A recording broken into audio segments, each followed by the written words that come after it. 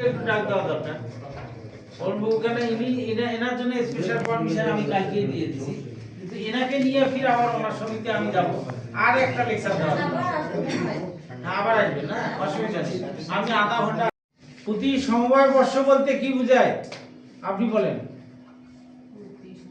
কি নাম যেন আপনি? হ্যাঁ বাচ্চা সাহেব বলেন। সমবায় বর্ষ, সমবায় বর্ষটা কি, কোনটা? মানে সমবায়ের 1 বছর পূর্তি না, সমবায় বর্ষ হচ্ছে জুলাই টু জুন, পয়লা জুলাই থেকে 30শে জুন পর্যন্ত সমবায় বর্ষ। অর্থ বছর ইজিক্যাল টু সমবায় বর্ষ, বুঝছেন? অর্থ বর্ষ যেটা, সেটাই সমবায় বর্ষ।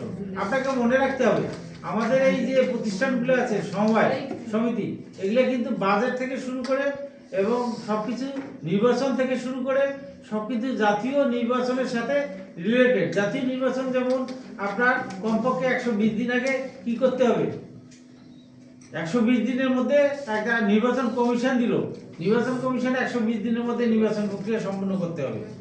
আবার কি করতে হবে, 30 দিন পার হলে তফসিল ঘোষণা করতে হবে, করতে হবে না? ঠিক আছে। আবার 120 দিনের মধ্যে নির্বাচন প্রক্রিয়া শেষ করতে হবে। তো এই নির্বাচনটা আর জাতীয় নির্বাচন কোনো পার্থক্য নেই। সমবায় সমিতি নির্বাচন ব্যালটের মাধ্যমে হতে পারে, বাক্স হতে পারে, জনগণের স্বতঃস্ফূর্ত অংশগ্রহণের মাধ্যমে এই নির্বাচন হয় সাধারণত।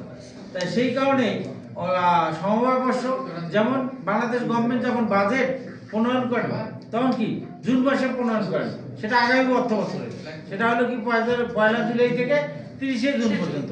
সেই রকম সমবায় বর্ষটা আছে পয়লা জুলাই থেকে 30শে জুন পর্যন্ত। আমরা যখন অডিট করতে যাব তখন অডিট অফিসার আপনার হিসাব দিবে পয়লা জুলাই থেকে 30শে জুন পর্যন্ত, এই 12 মাসের, জুলাই 1 থেকে 31শে জুলাই, তারপর আগস্ট 1 থেকে